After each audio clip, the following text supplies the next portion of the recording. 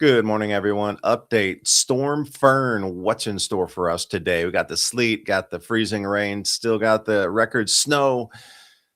What's going to happen in your area? Let's dive right into it.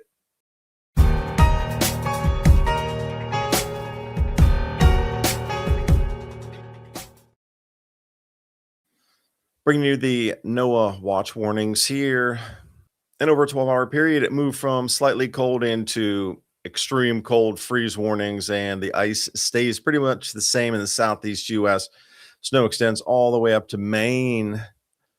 But what is a little bit different is the outlook in temperatures, especially down in Florida, moderate, but just above that, high probability of well below, absolutely bone chilling in the southeast US. So we're going to start with Louisiana, New Orleans, Pecan Island, not places that you would be expecting snow, freezing rain, and under freezing temperatures. Low temperature 16 to 23. Not used to that. Pipe bursts everywhere unless they're using PEX. Nothing's really buried that deep. It's the way deep south. Morning lows in the 20s. Yeah, this is going to cause some significant damage to just general infrastructure. On the far right over there, how many hours below freezing it will be. But most of the utilities have stayed on, which is a good thing. Now, the ice forecast accumulations, this goes through Saturday night in through all day Sunday. And you can see approximately quarter inch to half inch. And we're going to take a look at the power map as things are tracing the storm exactly. Now, if we go up to Mississippi, Jackson, Mississippi, Weather Bureau putting this one out. The highest risk is Northwest Mississippi, pelted with ice, significant to extreme damage, and that follows along with power outage map as well. Total ice accumulations, Memphis being the bullseye there at far west Tennessee. You got Arkansas west of the Mississippi, and if you go straight down, right where it says Oxford, Ole Miss, that whole area in there is going to experience extreme power outages and down tree limbs. They're looking at 1 to 2 inches of ice, and this storm is still ongoing. It shall go through all day Sunday. This is going to bring us into Monday. Monday, it should get clearer in the afternoon, but what we have following it, life-threatening cold through the weekend. This issued here, 2:30 Standards Time on the 24th, bringing us through the 25th and 26th. Look at this dangerous wind chills. Now, this is in Bismarck, North Dakota. Cold every winter. When you get extreme life-threatening cold warnings in a place that's just bone-chilling cold every winter, this should go, wow, what does this mean to us? But if you're looking at the right chart beyond what the temperatures are, minus 18, 26 below zero, sub-zero, 32 below zero, up there in the Canadian border, if you can look at that chart on the right, you're going to go about 3/4 of the way down. You'll find a place called Langdon, Langdon. If you follow that across, 51 degrees below zero on the wind chills. Now, I've seen some updated totals that put it at 61 below zero on a wind chill. That is, well, mighty nippy. And if you want to look at it on a temperature map, thank you, Ryan Maui, putting this one out, weathermodels.com. The visual representation of that chart for you in temperatures right here. And that is going to continue moving further south. As you can see, about a 24-hour period takes that pool of cold air and shoves it south. So what was that, 51, 61 below zero on the wind chills? These are the actual ground temperatures. And you can see they've moved slightly south because that pooling really incredible cold air at minus 40 Fahrenheit, that was a little bit north up on the border there with Canada. So it's trekking about that far in 24 hours. Now you can do some assessment and see where it might move in your area, because another 24 hours, that's heading further south again. Where are you in the path is the question. So swinging over next door into Michigan, Grand Rapids, Kalamazoo, Muskegon, record cold temperatures, Battle Creek, record cold. But the big one at Kalamazoo, 18 degrees below zero on the old record, 13. That's a 5-degree smash on the record. That's very significant, as well as Battle Creek, 6 degrees smashing into the new record. 1 or 2, yeah, okay, it's a new record, but breaking it by 5, 6 degrees, that is absolutely just wow factor there. If you're over 40 and planning to retire someday, the window to protect what you've built may be smaller than you realize. Here's a question most people never ask. Is your portfolio built for what's coming next? Many investors in their 40s and 50s discover they have little to no exposure to precious metals. That means their savings are largely tied to markets, policies, and paper assets with very little protection if conditions change. As retirement moves from someday to on the horizon, protecting what you've already built becomes just as important as growing it. That's where Noble Gold Investments comes in, helping investors reduce risk by adding physical gold to their portfolios. Right now might be a smart time to talk to noblegoldinvestments.com. No sales gimmicks, no pressure, just a strategy, clear answers built around your goals. That's 2030gold.com. And the January silver bonus, a 3-ounce American Virtues Independent Silver Round, available for new qualified accounts. Building your portfolio for the long term. That's 2030gold.com. Click on that link in the description box below. And speaking of cold records, I was looking through National Weather Service and some different forecasters around through Texas and just watching the news relentlessly here, trying to bring you these slides. They're expecting about 2,000. I'll say that again, just so you got the number right. 2,000 new cold record temperatures to be set during this time. But put that in perspective, we are in the middle of winter and it is always cold. It is the coldest it really gets. I mean, right now through the next weeks in February, and we are at the depths of winter. But this many new cold records to be set during the middle of winter and already the coldest phase where there's been records set for 150 years. To smash this many shows that something very significant is happening, and I would challenge you to start looking around and asking why. Another thing I haven't really seen: localized ice jam threat. So what it means is the rivers are frozen over, the water starts to get backed up and it doesn't go anywhere. Just they got clogging ice down the river systems here. Heavy river ice cover, areas jamming. So when that ice breaks free and then it gets clogged up and then it starts spilling out over the banks and actually flooding off the river in both directions, that's where those red boxes are demarcated for you there. Heavy ice cover, jamming. And then the winds come, and air travel snarled anyway. But if you were going to be landing, you'd be landing in conditions like this. Istanbul, they had to abort so many landings. We just seen this. The wind patterns around the world are changing right now to extremes, where our modern air travel is struggling to keep up with it. It will alleviate, but right now in this winter months here, it is something bizarre going on. And also to your Darwin Award winner, #1 for the storm so far here. Somebody is putting gasoline into a clear plastic tote. Now, normally I store clothes in that thing for the winter. She is putting petrol in there. Like if you look to the left, you can see where the hose is coming off of the pump into this. It's dangerous because that plastic is not meant to hold such caustic liquids. They're going to eat through that plastic. I don't know if you ever played with styrofoam and gasoline. It melts it almost instantly. But this very soft plastic is all the same thing. It would not surprise me if that were to soften that plastic to the point of unusability and a breakthrough within hours. So that's your award winner for the storm. #2, or however, whatever part they are in line here, are your runner-up candidates for the Darwin Awards. This line is stretching back, and that poor child there, those parents need to have a lecture about more preparedness. You can't leave your child like that, unprepared in a winter storm, and you're still standing in line. Some things are kind of unacceptable these day and age. With this much connectivity and communications going on, people knew this storm was inbound for a week and then closer in 3 days. And then as it's occurring and they're still standing in line to go get food, and you have a child that's relying on you to get food, not you personally, but in this image here, those parents you can't do that to your children. You need to be prepared for these storms. I am shocked to see this, really shocked. If the store had shut down and there was no way for them to purchase the food, then what would they do? Go home and have like one meal in the refrigerator? I am still just no words to describe.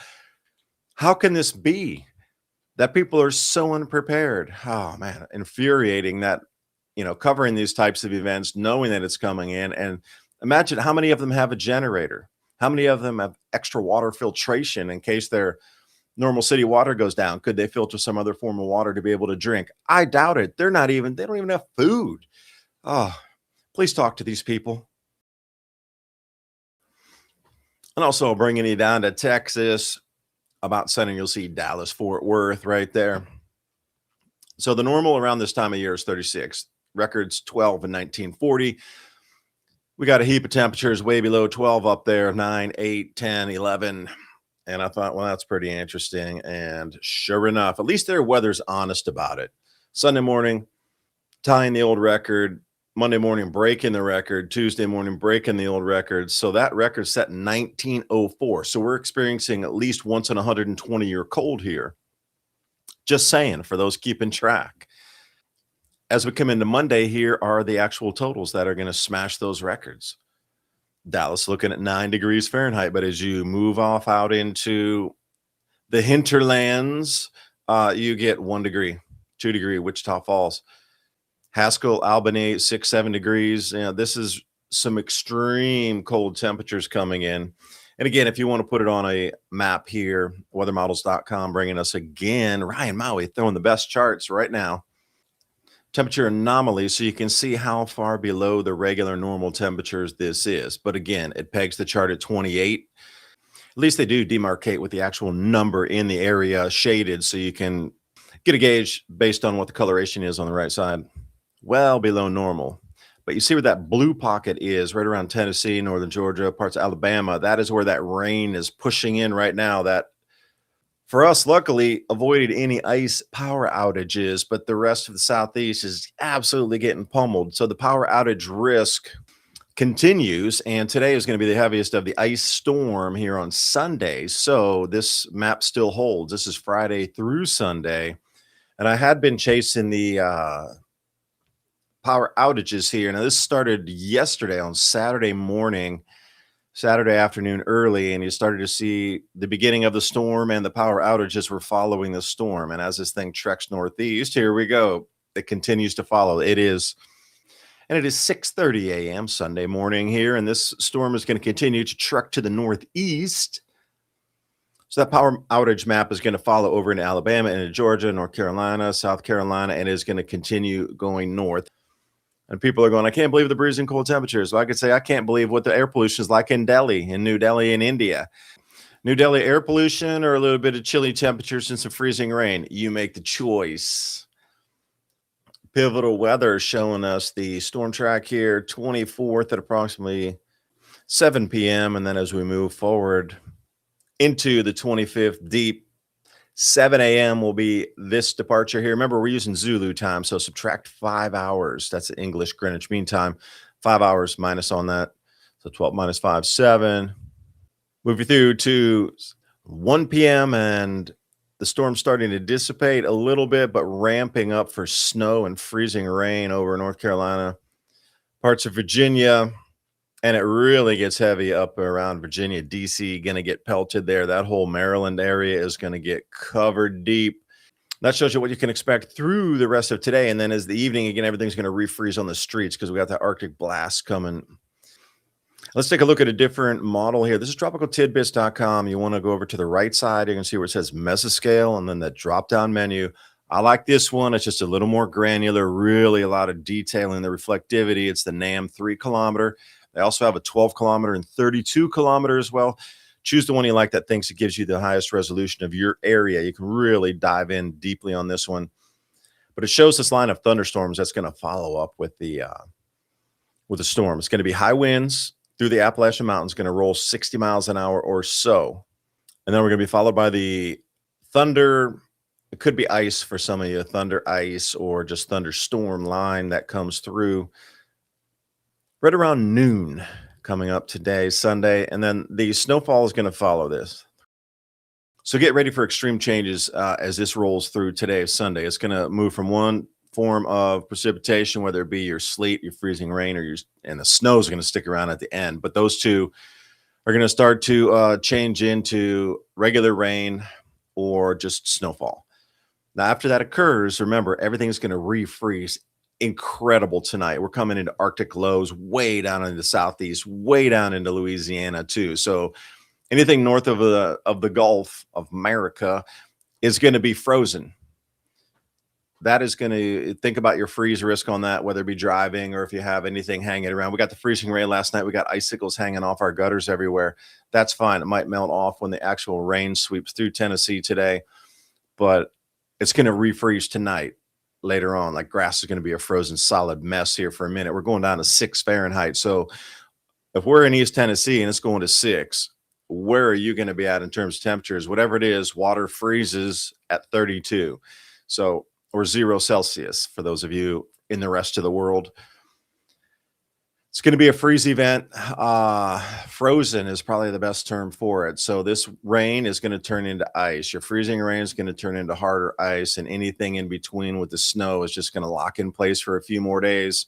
So get ready for that transition from liquid to solid. And here we are, the snowfall forecast. Speaking of that, you can see your totals wherever you might be. Cleveland, 6 to 10. Well, they always get snow anyway, snow belt. Especially when at Buffalo, I don't see one there. They got to be heavy. St. Louis, 6 to 10. Little Rock, 3 to 6 inches.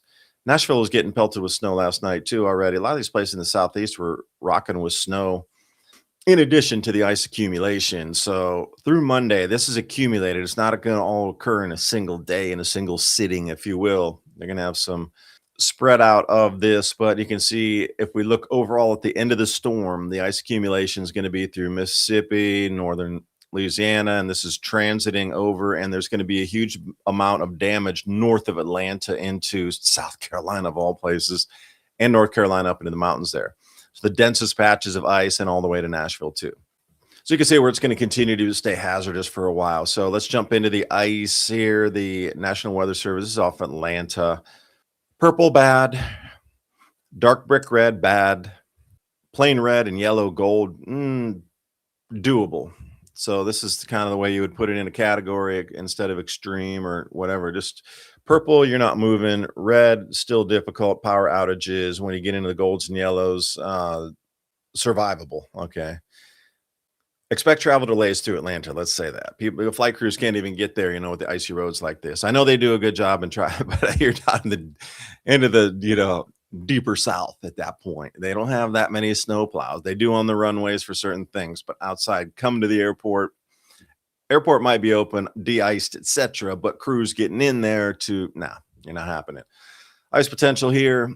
They just changed the color charting to dark purple, and you can see where it rolls from purple to blue, same as going from the purple to the reds, just a different color scale. And you can see that goes all the way into South Carolina. So if we're looking at that border right there with North Carolina, South Carolina, that dark black line running through right at the center there, Brevard, down to Greenville, that whole area, and that whole line going through the Appalachian Mountains there, especially in Asheville, and just it's going to be purple and dangerous through most of that. And the power outages are going to be astounding because the trees are coming down on the power lines. They're going to be without power for a minute or two. There's Huntsville, Alabama. Look, so as we transit through Sunday here, the last of the freezing rain is going to start hitting just barely north of Huntsville.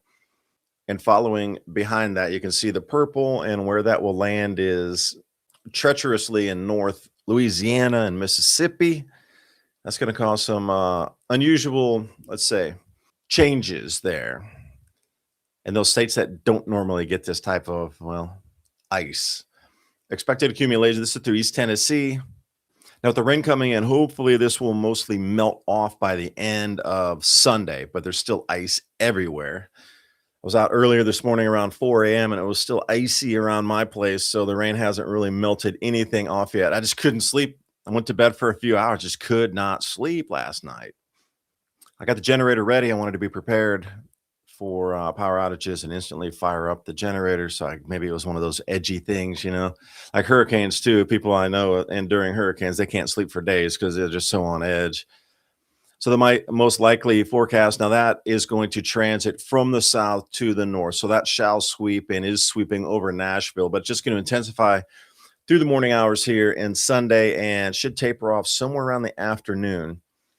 So the crippling ice, you see that down Oxford, Mississippi, up at Old Miss area. So Mississippi, northern Louisiana. Then we're going to get some heavy snow behind that. It's just a mix of things that are very abnormal across the southeast U.S. Going to keep going here. If you're in Tennessee, here's your precipitation wintry mix that is ending. So from like midnight, it's still snowing, icing, and as we get into the afternoon, late afternoon, it'll finally just turn to rain that is probably 37 degrees, just barely above freezing. But then as we get after dark, it's going to become a skating rink everywhere because all that precipitation, liquid, or it's just going to refreeze into a sheet of ice. Be careful in the mountains. Now, jumping back to Texas, we saw the previous power outages in Texas, and it was just isolated to the northeast right there, bordering with Arkansas and Louisiana. But as it trekked north, you could follow that power outage. It'll show you where the storm is. Areas didn't get as much freezing rain as anticipated further west, like Austin and Kerrville. They just didn't get hit as heavily as anticipated. But with that being said, it's overperforming in these other areas, like say Louisiana, Arkansas, Mississippi, Alabama, North Georgia, and who knows what's going to happen in the mountains in South Carolina as this thing starts ramping through there early morning today. And then we're going to transition to snow. So here we go with the heavy snow. Now, National Weather Service putting out, again, advisories and warnings in areas that get snow every year, but this is absurd. They're getting like a full month of snow in a single, storm here. Caribou, Maine putting this one out. So anywhere up there, 18 inches of snow is forecast for you. And of course, New York City, 10 inches. Up at JFK, that's going to delay. Tremendous traffic snarls here in addition to air travel, traffic, anything. It's just going to be a mess here. Wintry mix means sleet, snow, and possibly freezing rain up that way too. It could transition in back and forth again. Expect air travel delays and just count on it. And then moving through like the Washington, D.C., Delaware area, Wilmington. And once we get in there, this is out of Wakefield, Virginia for their Weather Bureau. It's going to be a bit icy. Looking for some snow totals, 5-6 inches. But then the National Weather Service has given more updated map here. Weather models picking it back up again. Reds are looking at 14, a little bit higher, 18 inches somewhere. And as you go a little bit further south of New Jersey down there, and again into Maryland, down near Washington, D.C., it stays with the same forecast of about 6 inches, 5 inches. So this is what you can expect through the rest of Sunday. Now, this storm is going to move itself off, but behind that is going to be Arctic record cold, again, for at least 3 days. So just get prepared to get locked in on the ice. Everything's going to be real slippery. So please take care. The distance of even driving, there's never enough distance when you're on ice. You might think you're another car 200 feet in front of you gave it enough, but as soon as you start itching, maybe your car is going to slide sideways. Did you see how many accidents there were yesterday? And people were told to stay off the roads. It's going to ice over on the bridges and everything. And people just didn't listen. Appreciate you watching. Hope you got something out of the video. Emergency preparedness, next storm here. We got the 3-day, the 7-day, and the 2-week food supplies. My Patriot Supply and Adapt 2030. Every purchase you make helps keep this channel on air, bringing you information just like this so we can all stay more prepared together and know that these storms are coming. That way your communities can get more ready and nobody's going to be in an emergency situation. That's the whole thing about preparing. So you're not behind the 8 ball when something happens and you're struggling for the next one meal that's in a takeaway carton that you didn't prepare for. You open the fridge, you got like 2 seltzer waters and one something in a styrofoam that you took away or paper from a restaurant. And you're like, oh, that's all I got. Knocking on your neighbor's door, I ran out of food. Wait, you didn't buy any food? Just eat for 3 days, 7 days, 5 days? Come on now. I'll see you next time. Bye for now.